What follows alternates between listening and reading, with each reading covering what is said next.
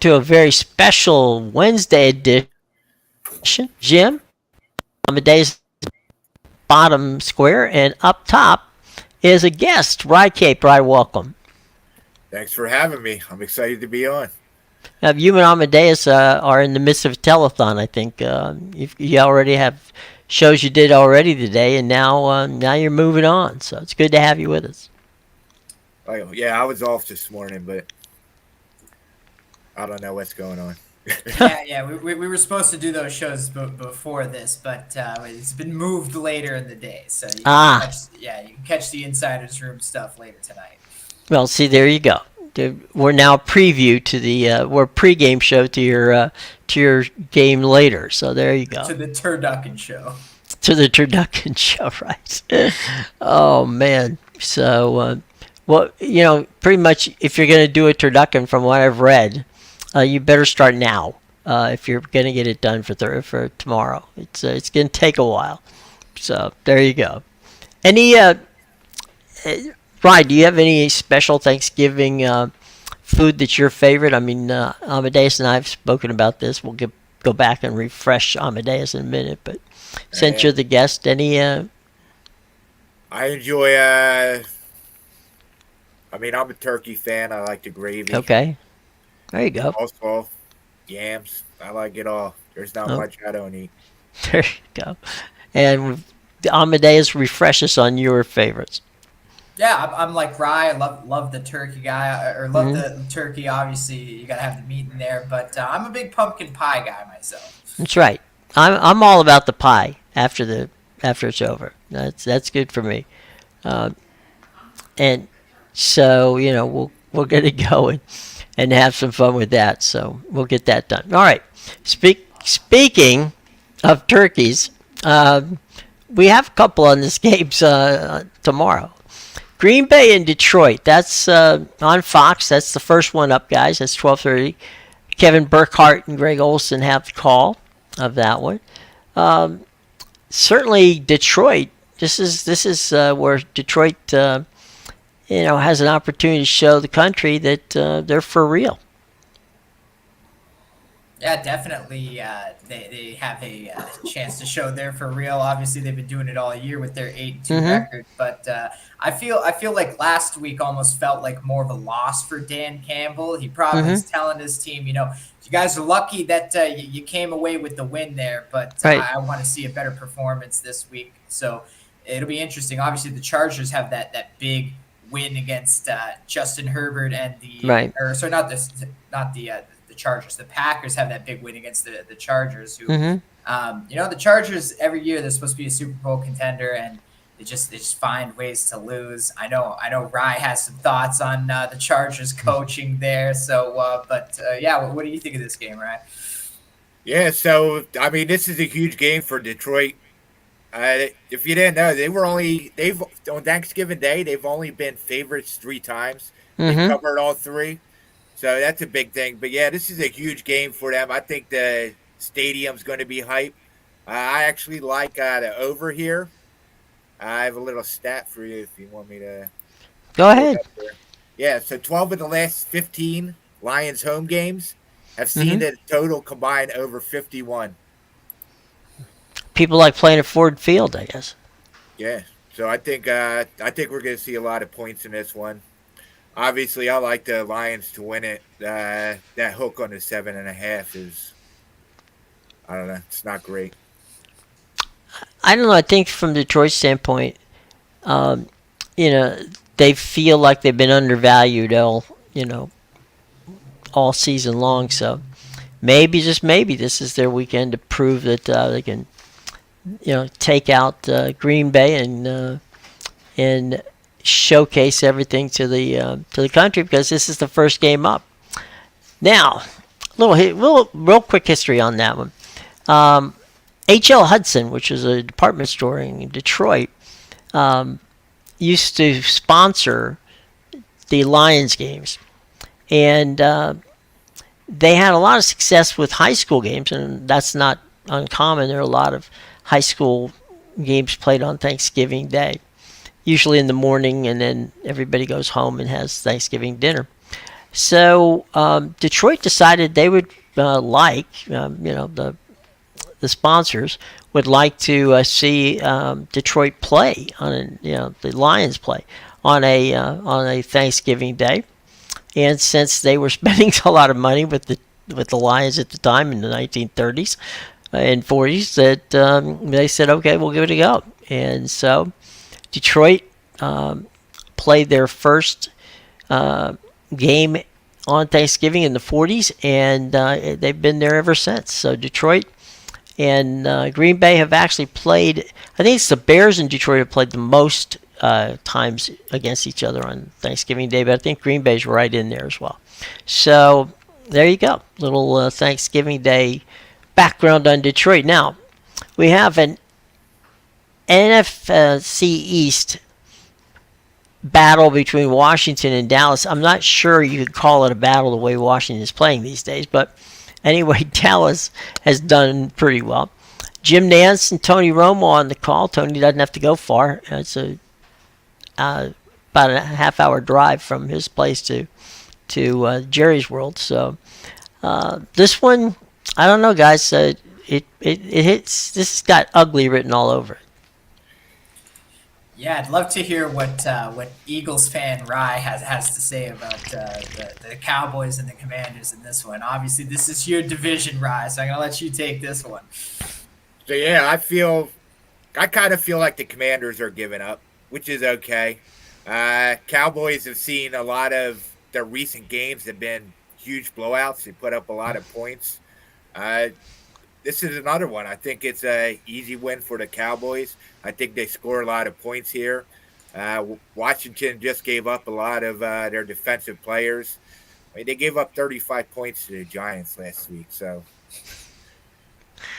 that's stunning. And now, in fairness, that one was a pick six, going the other way. Right.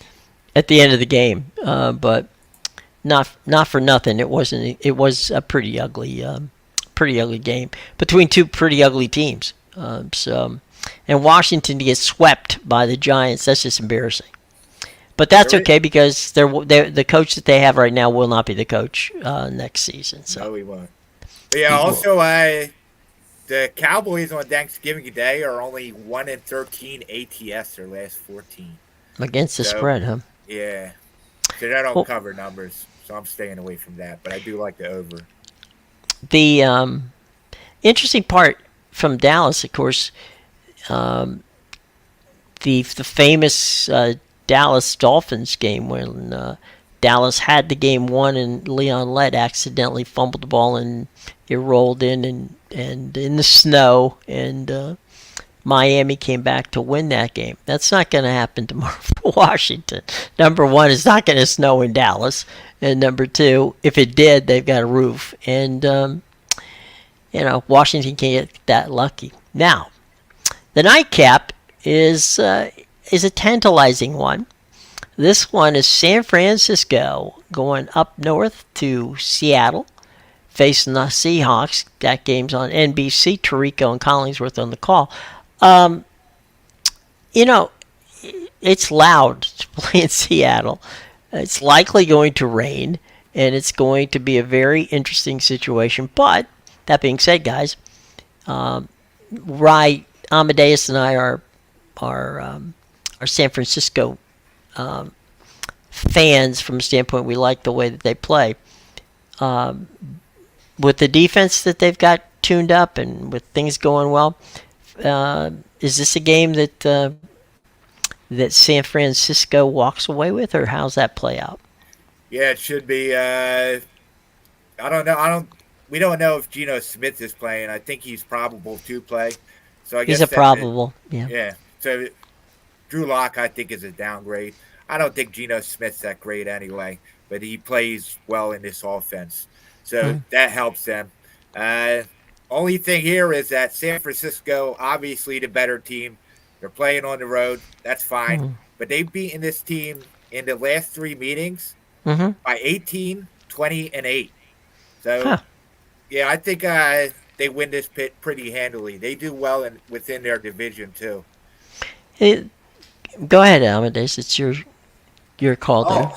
Well, this is my division now, right? The Right. last one was Rye's division. This Yeah. one's mine. My lovely Cardinals play in this division, and You live yeah, there. Yeah. yeah. As you both know, I'm a big 49ers advocate this year. Right. I think Mhm. when healthy, they are definitely the best team in the NFL. But this is what I actually don't like the 49ers in here because they're about -7. I think they're going to win the game. Don't get Right. me wrong, but I think the Seahawks can keep this close enough to cover at home on Thanksgiving night.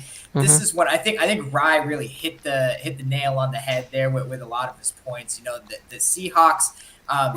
Whether Geno plays or not, Mhm. Geno's really, you can see the regression starting to settle in with him, especially in their last few games. If you look at the Seahawks, the games that they didn't lose, the wins, they needed a game-winning drive Mhm. on a lot of those recent wins. So this is a team, I think, yeah, you're starting to see that regression, but at the same time, it's a divisional game. I think they keep it close. Mhm. But yeah, I don't think they're coming away with the win. And as Rye said, the 49ers could end up blowing them out by 12 points. I don't love this game, but yeah, I definitely think there's blowout potential for the 49ers. Well, San Francisco. This is they had a they were in Miami. I'm sorry, no, they're in Jacksonville, and then they went home and played the game, and then they head up to Seattle. So they're kind of bounced around this week. Plus, it's a short week for them because they're playing on Thursday. But that being said, I haven't seen an injury report where anybody of note for San Francisco is on it. So they should be in full mode for tomorrow's night's game against Seattle. Should be a very entertaining game. Yeah, I think it was a great game for them to put. I think the night game is probably the best game. What do you think, Rye? Yeah, I agree, but I think the slate altogether is pretty good. I like that they have all three divisional games. Yeah, Yeah, even the Black Friday game is a divisional game. So yeah. Yeah, I like that one too. yeah.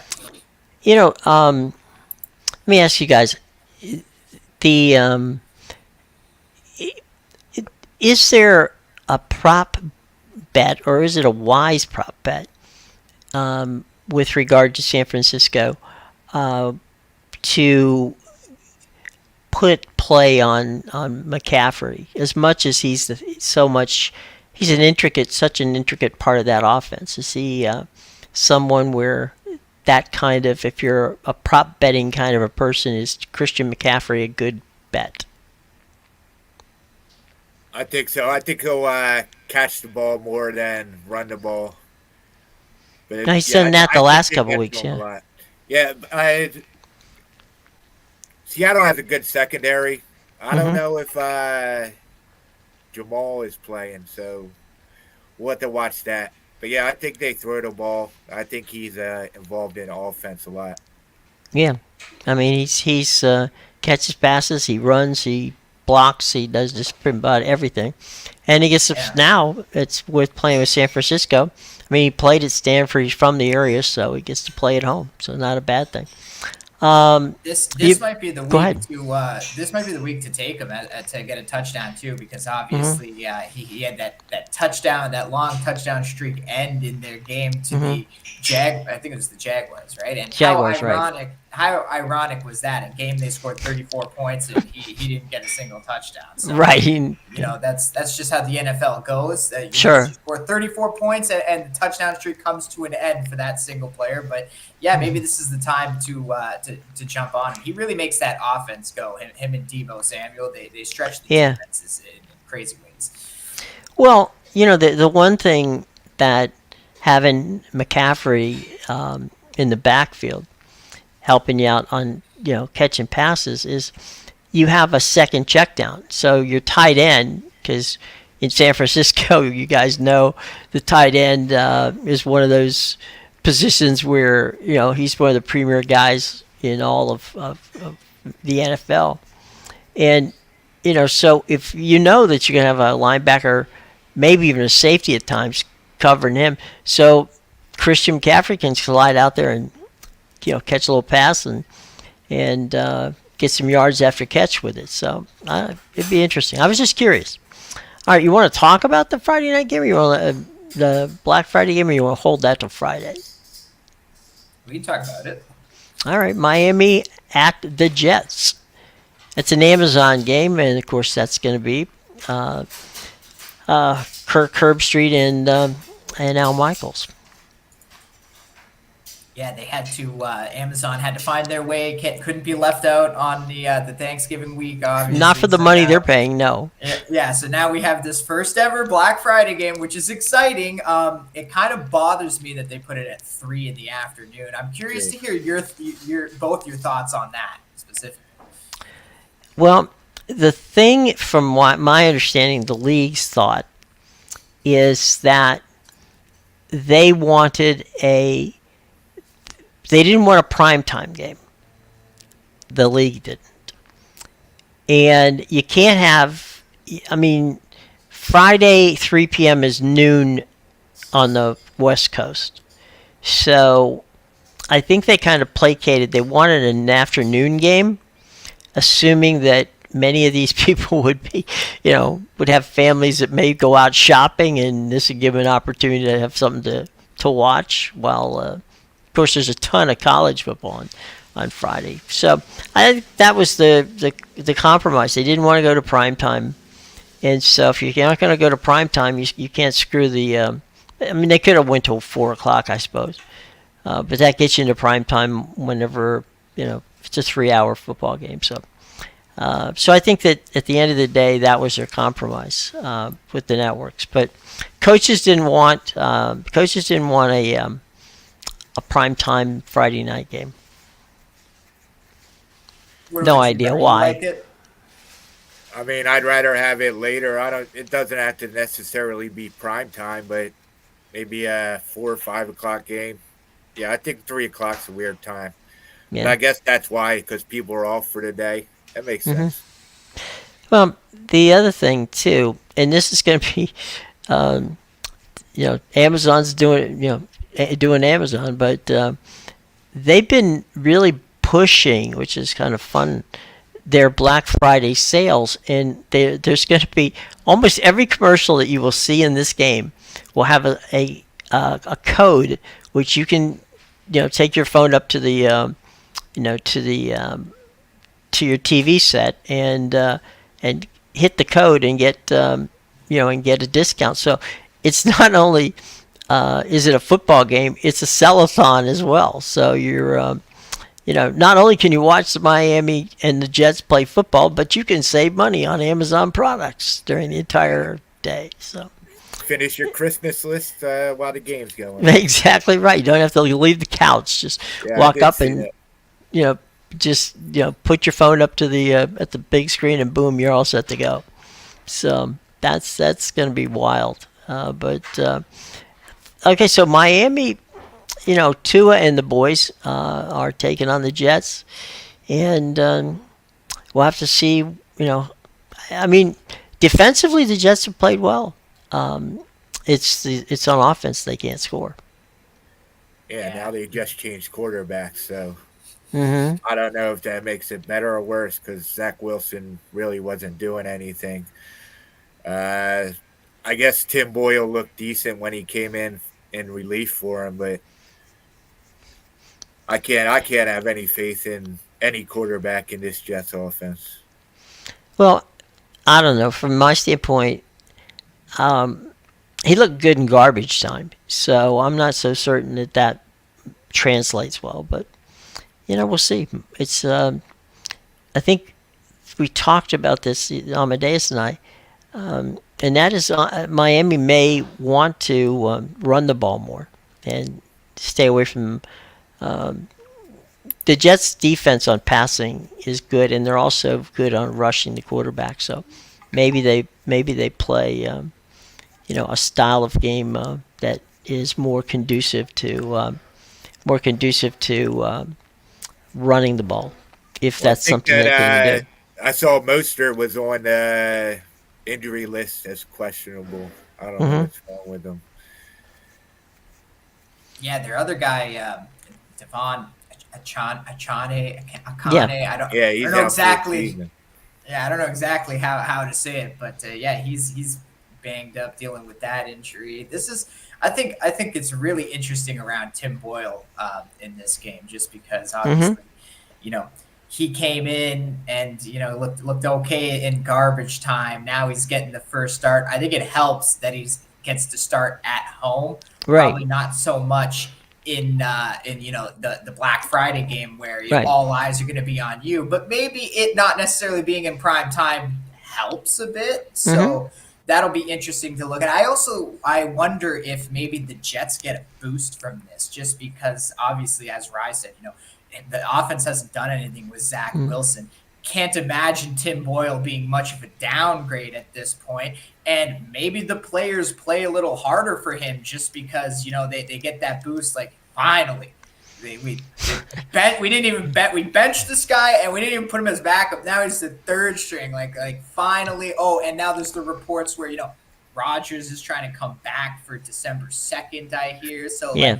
maybe the locker room is a little Buzzing because they know he's going to get him back. Now, I've had a few people ask me, like, how can Aaron Rodgers rush himself back from that kind of injury so much? I think for him it might not matter as much because it was an Achilles injury. He's not really a running quarterback. Obviously, it's going to affect his mobility in the pocket, and when he comes back, and he'll probably take more sacks. But I think Rodgers has a genuine chance of coming back just because he's a pocket passer, and I can see him.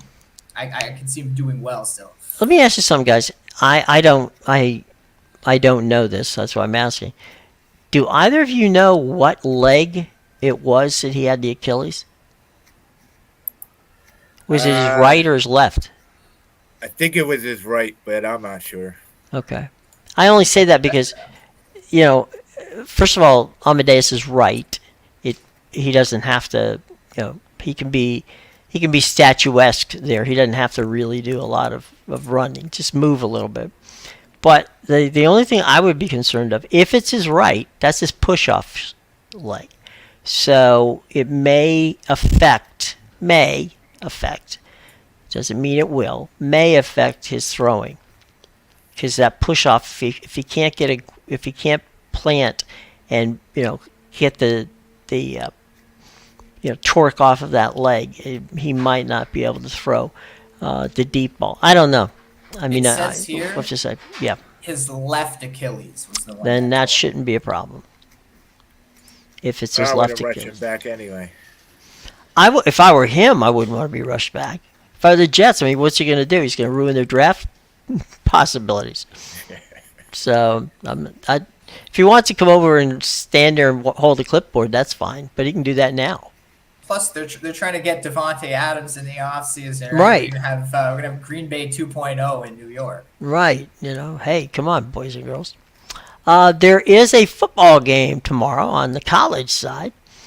Ole Miss and Mississippi State. That's the Egg Bowl, boys.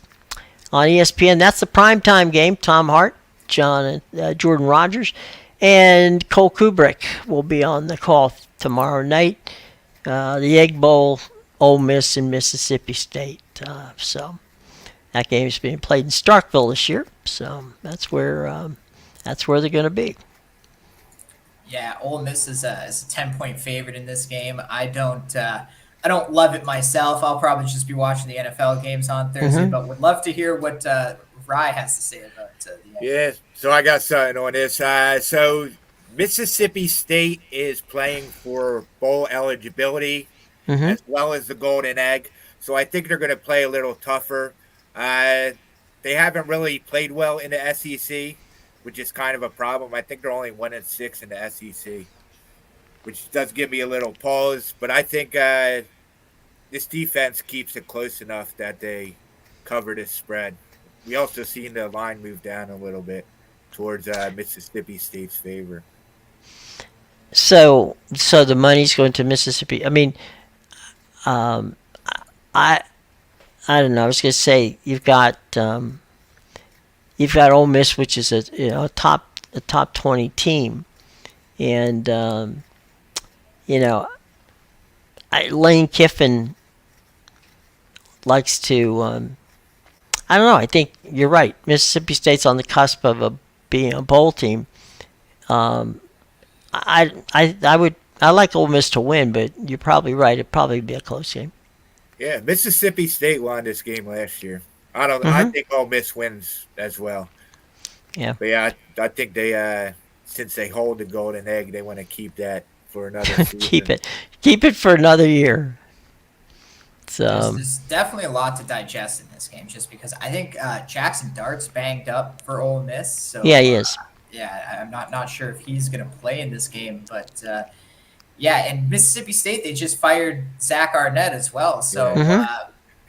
yeah, they're going to be definitely having a new head coach next season. Now I don't know if you want to take, what was it? They had like a 38-10 win over some.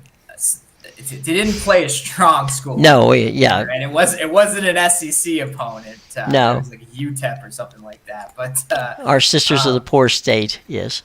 yeah, but definitely Mississippi State might have a little boost, as Rye said. You know, they're still going for that bowl game, that bowl eligibility. They're going to be at home here, and maybe Jackson Dart doesn't play in this one, and the added boost of the fired head coach. There's a lot to digest. Now I also read some stories this morning about Lane Kiffin. Yep. And some outside noise surrounding him. Yeah. So really wondering what's going on in Ole Miss.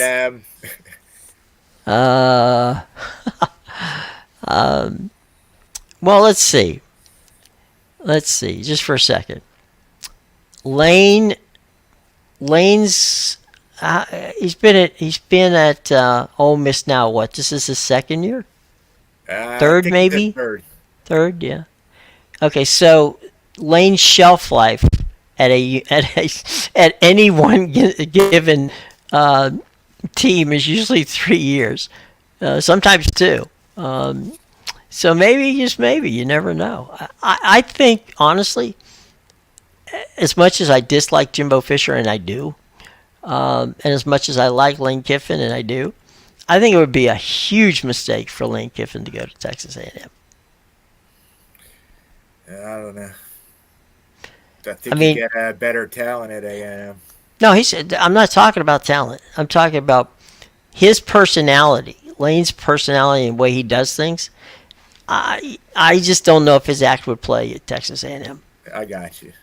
That makes sense. It has nothing to do with, his ability to coach or the talent that he would have. I mean, I'll be honest, he'd be a huge upgrade over Jimbo Fisher. Because one thing you can say about Lane Kiffin, and that is Lane Kiffin is one hell of a game day coach, which Jimbo Fisher was not. Yeah, I'm not a Jimbo Fisher fan either. So I like Florida State, so the way he left us was disappointing. That was not right. No, that was a bad thing. Let's see, boys. You want to venture into a couple of Friday games, or you want to hold off on that? Yeah, or whatever you. Friday. All right. Well, pick a handful of the. I'll tell you what. We'll take the early games. I'll be honest. I've never seen this many Friday games in college football in my 40 some odd years of covering it. It seems a bit. Now, some of them are terrible, but they are here. Speaking of which, let's lead off with the terrible one. ABC's noon game is Miami at Boston College. That, my friends, is a dog of a game. Yeah, I don't know how horrible it's going to be. It should be an exciting game. I mean, Okay. Miami at times, their offense can put up points. Boston College hasn't been horrible this season. I forget their quarterback's name, but that guy's pretty good. He could run with those legs and whatnot. From my standpoint, it's just such a meaningless game. Where are they playing? In Boston? Yeah. They're playing up in Chestnut Hill in Boston. Yeah, we'll be nippy there. I'd look at them at Boston College to cover. I guess a lot of points for Miami to be laying on the road. The noon game on CBS is Iowa-Nebraska. That's an under game if I ever saw one.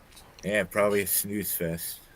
Yeah, the under in this game is 26. So 26 is a lot. I was yeah. The last few weeks it's been like 20, 28 or 29 in the Iowa right. games, and we're still hitting the unders. So yeah, maybe the under. Obviously, Nebraska and Iowa have two of the better defenses in the country Mm-hmm. for sure. Top 20, I believe. But the offenses, yeah, we're talking like we're talking like bottom, 120 plus in Right. FPS. Yeah, definitely an under might be a good play in this one for sure. Well, yeah, the thing with this game is that Iowa is pretty much playing for nothing because they're already in the West Championship. So they're going to Right. be playing whoever wins from Ohio State or Michigan.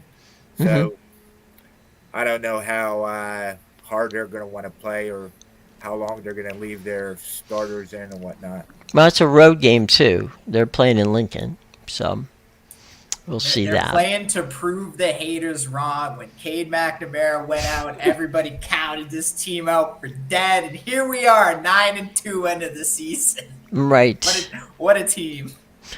What a bunch of winners there.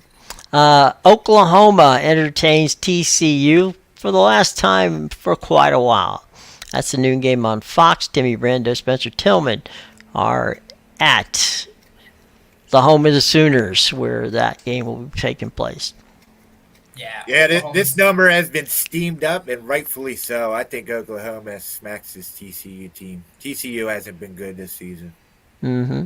Yeah, I'm with Rye. Oklahoma, I mean, they've looked sus in a lot of their games, but Right. when it comes to playing at home, they've blown out a ton of teams there. They had the big Iowa State win, obviously. They had that bounce back win after they had the 2 losses. So, yeah, they struggled in the altitude last week, but I agree with Rye. They definitely come back and smash TCU, and they probably want revenge for last year, too, as well. There's a couple of group of 5 games that are interesting here. The first one is UTSA, University of Texas San Antonio, is on the road to take on Tulane, and that's going to be 3:30 on ABC. That should be a good game. They're playing the game in New Orleans at Tulane, so there's that. But those are the two. These are 2 good teams in the in the American. Yeah, talk about a game with meaning still. That, as you said, 2 good teams, both with something to play for. There's actually a 3-way tie in the AAC right now. 3 teams Right. at 7-0, and because UTSA and Tulane play each other, the winner of this is basically going to the AAC championship to probably play SMU, assuming they Right. win their last game. So yeah, there's a massive magnitude of importance in this game. Yeah. And Tulane's is pretty much the same team that beat USC last year in the Cotton Bowl. Yeah, definitely. UTSA, I guess they had a rough start, but they've been rolling. The thing about this game, too, is UTSA plays well on the road, and Tulane plays really well at home. So it should be a close game. I think the line's like 3.5, 3, something like that. Then we got Mountain West, two Mountain West teams, Air Force at Boise State. That's a 4:00 game on Fox Sports 1. Yeah, tough to fade Boise State on the blue field, but they come in as a On the Smurf turf, favorite. yes. Yeah, they come in as a 7-point favorite, and I feel like it's just too much. I know Air Force hasn't been great lately, but they did show a lot of fight, even though they lost to UNLV. Who would have thought UNLV was going to win, 9-10 games this year? So, Yeah. I mean, I don't fault them for that loss. Their other losses, to Army and the one after that is not great. But I definitely think that maybe a bounce back spot for Air Force. I still think they're a solid team with a good ground game, and I don't see Boise State blowing anybody out the way they've been playing this year. Well, I think they could cover double digits here. Air Force has been awful the last 2 weeks after going 7-0. Yeah. Yeah, Army sent them in a spiral. Yeah. They lost the Commanders and trophy, and their Commander-in-Chief trophy went down the tubes. So there you go. and the Smurf turf has come up to bite them. The game of the day, and it is the late game. It's 8:30 on Fox. Is Oregon State at Oregon. This game, thank God for Oregon. It's not in Oregon. That's the chamber of horrors for many teams that go there. But I don't know. This is a Bo Nix coming out party these past few weeks. Maybe he just continues against a really decent Oregon State team. Well, we got two ranked teams here. Yeah, Oregon needs this to. I think they're going to be in the championship anyway, but they're sitting right on the brink of the college football playoffs. So a loss here it'll kill them. They're done. Yeah, Amadeus and I have been riding the Oregon bandwagon for well before others, and Rye's been on the Washington-Oregon train since the beginning of the season with us. Welcome to the train. We're happy to have you. I'd love both of them to get in. That'd be great. That was what I would love to see. They both probably deserve to be in there. Right. And it's never going to happen. No. I mean, this is the last year of the pack anyway, so God forbid that they would give them any help whatsoever. That's highly unlikely. But it's going to be a good game. I think that I think Oregon wins and off to the championship they go. Yep. Yeah, I was on Washington last week. Oregon State was actually favorite to them. Mm-hmm. I just thought it was crazy. Obviously, this line's way different. I think it's 6.5, 7 now. Might be more than that.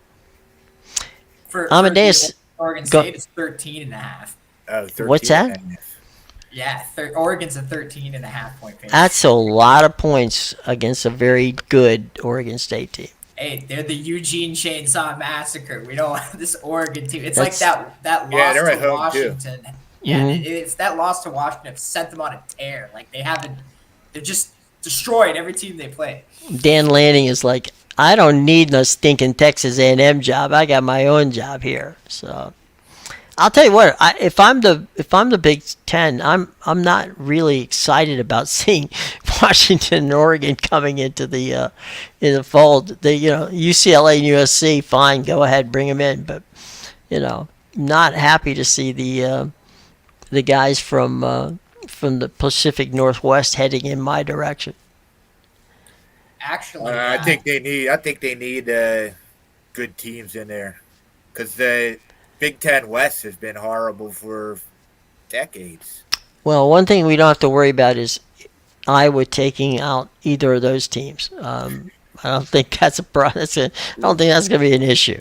I guess they're all going to be in the West. SC, UCLA, Washington. They're getting rid of the divisions, so it's just 16 teams, I guess. All right. So what? The two best teams at the end have play in the playoff. Yep. The championship. Yeah. Okay. All right. Well, get rid of divisions then. Just play what you got. Go from there. All right. Anything else, guys, that you want to chat about as we cruise here? I'm going to give you guys a chance to rest your vocal cords before you have to go and do another one. But anything else that comes up in the next 24 to 48 hours? Anything on the soccer side there, Amadeus? Oh, I mean, like we've talked about, the international break just ended yesterday, and so the players are traveling back. We'll have we'll be back in full swing this weekend for your Premier League and all your other domestic leagues, and the MLS playoffs. If you're following that, that'll be back as well. So they actually took an international break off. Well, there you go. They want people to say that they are international as well. So there you go. All right, boys. We will see you back on Friday. We're going to take tomorrow off and be back Friday with the big usual show where we take a look at everything that happens on Saturday and Sunday, and we can re-look at some of the stuff that we talked about here for Friday. Rye, you're welcome to join us if you can. We'd love to have you. If not, well, anytime down the road, you're always a welcome guest. Thank you. Yeah, I'll see what I can do. All right, I don't know what cool. my Friday looks like yet. I don't think anybody does, but we'll do our best from that standpoint. What do they call it? The tryptophan haze? Is that what Yeah, Friday is? yeah. Basically, if you got a turducken, you're probably good to sleep for the next, probably for the entire weekend. You'll go into a food coma. So there you go. All right, boys. Have a wonderful and safe holiday, and we will be back on. On, as I said before, we'll be back on Friday at 2 o'clock to give you what's going to happen. And before we leave, Amadeus, you and Rye can promote where you're going to be in the show box, but where you're also going to be on YouTube in a few hours. Yeah, of course. So obviously, don't forget to get the premium plays. You can find mine at bigowl.com, pickadvisor.com, and theinsidersroom.com. The links are in the description below. Obviously, you can find Rye Cape on the Insiders Room and in Pick Advisor as well. There, his premium picks. But yeah, we'll have tons of stuff. Rye, tell the people where else they can find your stuff. Yeah, Pick Advisor, Winner and Widers, and InsidersRoom.com. You can also find me at Rycape on all social media. Let's cash some tickets. There you go. I couldn't have said it better myself, my friends. Okay, so have a good, safe holiday, and we will be back here on Friday. Okay, until then, guys, have a nice day. Be safe.